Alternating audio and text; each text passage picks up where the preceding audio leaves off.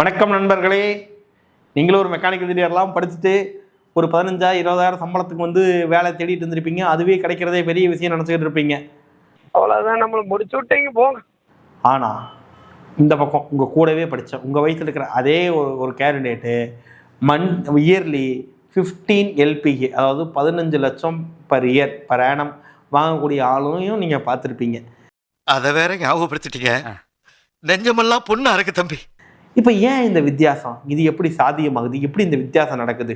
ஏன் அப்போ அவங்கெல்லாம் நல்லா ஹார்ட் ஒர்க் பண்ணவங்களா? 15 LPA வாங்குறவங்களாம் நம்மளாம் அந்த ஹார்ட் ஒர்க் பண்ணலையா அப்படின்னு கேட்டிங்கன்னா, ஹார்ட் ஒர்க் இதில் மேட்ரு கிடையாது. அப்படின்னா ஸ்மார்ட் ஒர்க்கான்னு கேட்டிங்கன்னா அதுவும் மேட்ரு கிடையாது.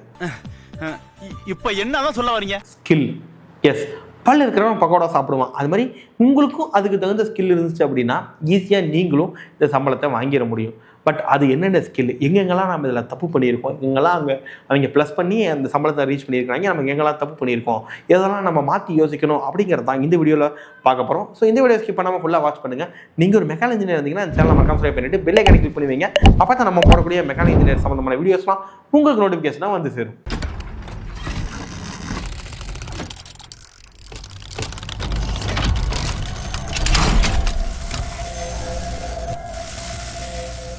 வெல்கம் ஃப்ரெண்ட்ஸ், உங்கள் KKMECலேருந்து. ஆமாங்க ஐயா, ரொம்ப காலமாக வந்து பார்த்தீங்கன்னா இது எல்லா மைண்டுக்குள்ளேயும் ஓடுற ஒரு விஷயம் தான். ஏன்னா 15,000 20,000 தான் சம்பளம் வாங்குறேன், இவன் மட்டும் எப்படி மாதம் 12 லட்ச ரூபா 13 லட்ச ரூபா சம்பளம் வாங்கிச்சு, வருஷம் 13 லட்ச ரூபா சம்பளம் வாங்குறான் அப்படிங்கிறதெல்லாம் வந்து பார்த்தீங்கன்னா நிறைய பேருக்கு தோணி இருக்கும். எப்படி அப்படி வாத்தியாரே அப்படின்லாம் நீங்களாம் என்ன யோசிச்சாலுமே ரொம்ப சிம்பிளான விஷயம் தாங்க ஐயா. அதாவது கரண்ட் ட்ரெண்ட் என்ன அப்படிங்கிறத ஃபஸ்ட்டு யோசிக்கணும். அதாவது ரியாலிட்டி என்ன அப்படிங்கிறத நீங்கள் யோசிக்கணும். இப்போ ரியாலிட்டி என்னன்னா எல்லாரும் என்ன யோசிக்கிறாங்கன்னா, இப்போ உதாரணத்துக்கு ஒரு டிசைனராக வேலைக்கு போகிறதுக்கு நான் வந்து இந்த மாதிரி சாலிட்வொர்க்ஸ், ஆட்டோகேடு, கிரியோ, கேட்டியா, NX இதெல்லாம் நான் படித்தா போதும் அப்படின்னு நினைக்கிறாங்க. ஆனால் ஒரு இண்டஸ்ட்ரியிலிருந்து பார்க்குறவங்க இது மட்டும் போதுமா அப்படின்னு கேட்டிங்கன்னா கண்டிப்பாக போதாதுங்கிறாங்க. ஐயா, மினிமம் பேசிக்காக உங்களுக்கு வந்து பார்த்தீங்கன்னா இந்த யூனிட் கன்வர்ஷன் பற்றி தெரியணும், ஒரு பேசிக் இன்ஜினியரிங் கான்செப்ட் தெரியணும், ஒரு ஃப்ரீஹேண்ட் ஸ்கெட்ச் பண்ண தெரியணும், இந்த மாதிரி விஷயங்கள்லாம் கண்டிப்பாக தெரியணும் அப்படிங்கிறத வந்து பார்த்திங்கன்னா ஒரு இண்டஸ்ட்ரி எதிர்பார்க்குது. ஆக நீங்கள் ஒரு மெக்கானிக்கல் இன்ஜினியராக இல்லை டிசைன் இன்ஜினியருக்குள்ளே போகணும்னு நினச்சிங்கன்னா நீங்கள் இதையும் சேர்த்து கற்றுக்கணும் அப்படிங்கிறத நீங்கள் உங்களுக்கு தெரிஞ்சிருக்கணும்.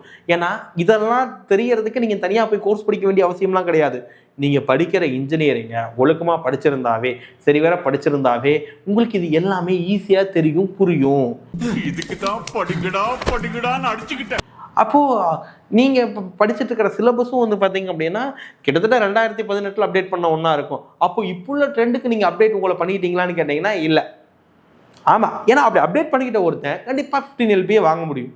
ஏன்டா நியாயமா பண்ணுங்கடா, அநியாயம் பண்ணாதீங்க. ஸோ நீங்கள் பண்ண வேண்டிய விஷயம் என்னன்னா இப்போ உள்ள ட்ரெண்டுக்கு அப்டேட் ஆகணும்.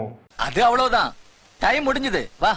நெக்ஸ்ட் வந்து பார்த்தீங்கன்னா இண்டஸ்ட்ரியல் ஸ்டாண்டர்ட்ஸ். எஸ், ஏன்னா நம்ம பசங்களுக்குலாம் உள்ள பிரச்சனை என்ன அப்படின்னா இண்டஸ்ட்ரியில் என்ன மாதிரி ஸ்டாண்டர்ட்ஸ் இருக்கிறாங்க, என்னென்ன ஃபாலோ பண்ணுறாங்க அப்படிங்கிறத யோசிக்கிறதே இல்லை. ஏதோ குதிரை கடிவாளம் கட்டின மாதிரி நம்ம இந்த சிலபஸில் டெக்ஸ்ட் புக்ஸில் என்ன படிக்கிறோம் அது மட்டும் தான் பார்க்குறாங்க. ஈவன் ரீல்ஸில் போய் பார்த்தாலும் நம்ம நினைக்கிற ஃபீட் எங்கே வருது, அதுவாக கொடுக்குற ஃபீடத்தெல்லாம் நம்மளே பார்க்க வேண்டியதாக இருக்குது. ஆக இதையெல்லாம் நீங்கள் தேடி போகணும். எதை? இண்டஸ்ட்ரியல் ஸ்டாண்டர்ட்ஸை. பொதுவாக வந்து பார்த்திங்க அப்படின்னா நீங்கள் இண்டஸ்ட்ரியில் அமெரிக்கன் ஸ்டாண்டர்ட்ஸ், யூரோப்பியன் ஸ்டாண்டர்ட்ஸ், பொதுவாக சொன்னோம்னா இந்த ASME, ASTM, EN ஸ்டாண்டர்ட்ஸ், இந்த மாதிரி ஸ்டாண்டர்ட்ஸ் நிறைய யூஸ் பண்ணுறாங்க.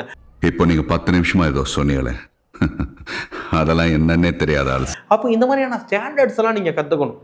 ஓகேவா? இப்போ குவாலிட்டி இன்ஜினியராக போகிறீங்கன்னா அப்போ அதில் உள்ள இந்த ISO லீட் ஆடிட்டிங் கோர்ஸ் இருக்கும், அந்த QMS குவாலிட்டி மேனேஜ்மெண்ட் சிஸ்டம்னு ஒன்று இருக்குது, அது நீங்கள் பார்க்கலாம்.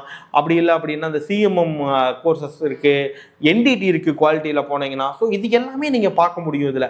அப்போ இந்த மாதிரியான கோர்ஸுகள்லாம், இந்த மாதிரியான ஒரு அடிஷனல் சர்டிஃபிகேஷன்ஸ்லாம் நீங்கள் முடிச்சு வச்சுருந்தீங்கன்னா தான் நீங்கள் வந்து ஃபீல்டுக்குள்ளே போகும்போது ஈஸியாக உங்களுக்கு கிடைக்கும், நல்ல சம்பளத்துக்கு ஈஸியாக ரீச் ஆக முடியும். ஈவன் ஒரு ஃப்ரெஷராக ரீச் ஆகுதுனாலும் கடைசிக்கு ஒரு 1 year 2 yearலையாவது நீங்கள் அந்த சம்பளத்தை ரீச் பண்ண முடியும். அப்போது இந்த மாதிரி கொஞ்சம் வைடாகவும் திங்க் பண்ணுறதுக்கு நீங்கள் கற்றுக்கணுங்க ஐயா, அது ரொம்ப ரொம்ப முக்கியம். நெக்ஸ்ட்டு வந்து பார்த்தீங்கன்னா கொஞ்சம் வைடாக்கணும் உங்கள் job searching and then job work பண்ணுற லொக்கேஷனை வைடாக்கணும். சும்மா குளோபல் லெவலில் யோசிக்கணுங்க ஐயா. சும்மா அந்த குண்டு செட்டில் குதிரை ஓட்டின மாதிரியே உட்காந்து எனக்கு அந்த ஈரோட்டுக்குள்ளே மட்டும்தான் வேலை வேணாம், எனக்கு மதுரைக்குள்ளே மட்டும்தான் வேலை வேணாம், தேனிக்குள்ளே மட்டும்தான் வேலை வேணுங்கன்னா 4 ஊர் சுத்தி 4 பேர்கிட்ட பழகினா தானா வந்துட போகுது. குண்டிச்சட்டுக்குள்ளேயே குதிரை ஓட்டினா பிச்சை தான் எடுக்கணும். கிடைக்காது. உங்கள் ஊரில் என்ன வேலை இருக்கோ அந்த வேலை தான் நீங்கள் செய்ய முடியும். நீங்கள் படித்த இன்ஜினியராக இருக்கிற வேலை உங்கள் ஊரில் மட்டும் தான் இருக்கும் அப்படிங்கிறதுலாம் அஷூரன்ஸ் யாருனாலையும் சொல்ல முடியாது. அப்படியே இருந்தால் அது உங்களுக்கு உடனே கிடச்சிடும் அப்படிங்கிறதையும் நம்ம சொல்ல முடியாது. ஓகேவா? அப்போ ஏன் நீங்கள் யோசிக்கிறது வேர்ல்டு வைடாக யோசிங்க. இந்த உலகம் ரொம்ப பெருசு, ரொம்ப ரொம்ப பெருசு.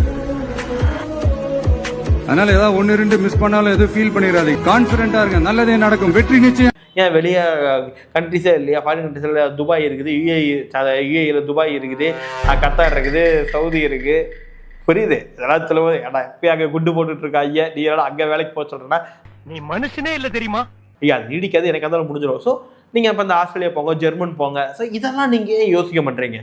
அதுக்கெல்லாம் செலவாகும்ல அப்படின்னா இல்லைங்கய்யா, அதெல்லாம் தப்பு. நீங்கள் செலவு பண்ணி தான் அங்கெல்லாம் போகணுங்கிறதுலாம் கிடையாது. If you have better skill அப்படின்னா நீங்கள் தாராளமாக டேரெக்டாக நீங்கள் ஒரு கம்பெனிக்கு அப்ரோச் பண்ணி போக முடியும். அப்போது நீங்கள் இந்த மாதிரியான அப்ராடு போகிறதுக்கான ஒரு ஆப்பர்ச்சுனிட்டியும் நீங்கள் ஏற்படுத்தி கொண்டால் மட்டும்தான், அதுக்கு முற்பட்டீங்கன்னா மட்டும்தான் உங்களுக்கு இந்த மாதிரி சம்பளத்துக்குலாம் போக முடியும்.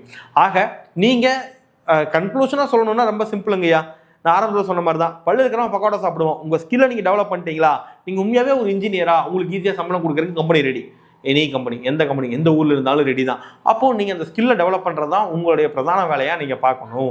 ஓகே, இதில் முக்கியமான ஸ்கில்லாக வந்து பார்த்திங்க அப்படின்னா நம்ம எம்இசியில் ஒரு 2 டைப் ஆஃப் ஸ்கில்லை நம்ம கொடுத்துருக்கோம். அதாவது design engineer, mechanical design engineer ஆகிறதுக்காகவும் ஆயில் அண்ட் கேஸ் இண்டஸ்ட்ரியில் கியூஸ் இன்ஜினியருக்காகவும் 2 டைப் ஆஃப் ஸ்கில் இருக்குது. இந்த ஸ்கில் நீங்கள் எங்கள்கிட்ட கற்றுக்கும் போது உங்களுக்கு நாங்களே ஜாப் பிளேஸ்மெண்ட்டும் பண்ணி கொடுக்குறோம். ஸோ இதில் நிறையா கோர்ஸ் டீட்டெயில்ஸ்லாம் நிறையா இருக்குங்கய்யா. இந்த கோர்ஸ் எல்லாம் நாங்கள் எடுத்துகிட்டு இருக்கோம். அதாவது மெக்கானிக்கல் டிசைனுக்கும் ஆயில் அண்ட் கேஸில் கியூஸ் இன்ஜினியராக போகிறதுக்கும் இதில் என்டிடிலாம் இன்க்ளூடிங் தான். இந்த கோர்ஸை பற்றி நீங்கள் தான் தெரிஞ்சுக்கணும்னு ஆசைப்பட்டீங்கன்னா நம்பர் இருக்குது, கான்டாக்ட் பண்ணுங்க, இல்லை வாட்ஸ்அப் பண்ணுங்க. முடிஞ்சளவுக்கு சீக்கிரமாக ரிப்ளை பண்ண முயற்சி பண்ணுறோம். அதில் இந்த கோர்ஸை பற்றின இன்னும் தெளிவான தகவல் நீங்கள் தெரிஞ்சுக்கணும்னு ஆசைப்பட்டீங்கன்னா லிங்க் ஒன்று வச்சிருப்பேன், கோர்ஸ் என்கொயரி லிங்க்னு. கிளிக் பண்ணுங்க, உங்கள் டீட்டெயில் ஃபில் பண்ணுங்க. நாங்களே உங்களுக்கு கால் பண்ணி என்னுடைய ஃபுல் டீட்டெயிலுமே நான் சொல்கிறேன். அண்ட் தென் நீங்கள் உங்கள் ஸ்கில்லை டெவலப் பண்ணிக்கங்க. அதுக்கு எங்கள் சப்போர்ட் என்ன வேணுமா இருந்தாலும் நீங்களை கான்டாக்ட் பண்ணலாம். ஜாப் பிளேஸ்மெண்ட் சம்மந்தமாக வேணும்னா நீங்கள் கான்டாக்ட் பண்ணலாம். அதுக்கெலாம் நாங்கள் எந்த காசும் வாங்க மாட்டோம். ஃப்ரீ ஜாப் பிளேஸ்மெண்ட்ஸ் இன்றைக்கி மெக்கானிக்கல் இண்டஸ்ட்ரி நாங்கள் பண்ணிகிட்டே இருக்கோம். அதுக்கான ஜாப் அப்ளிகேஷன் லிங்க் டிஸ்கிரிப்ஷனில் இருக்கும், செக் பண்ணி பார்த்துக்கங்க. Thank you so much.